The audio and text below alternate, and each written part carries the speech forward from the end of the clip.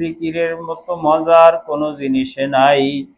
এই জন্য আসলে দেখবেন, এক ব্যক্তি জ্বর যদি হইয়া যায়, তার কাছে যত সুস্বাদু খাবার নিয়ে আসেন, কিন্তু এই সুস্বাদু খাবার তার কাছে কোনো মজা হবে না।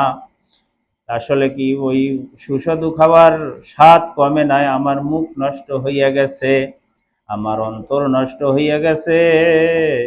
জিকির আজকারের মাধ্যমে কলবকে যদি তরুতাজা করতে পারি, কলবকে যদি স্বচ্ছ করতে পারি, সুবহানাল্লাহ, যে কত মজা, জাকিরিন ছাড়া কেহ বুঝে না।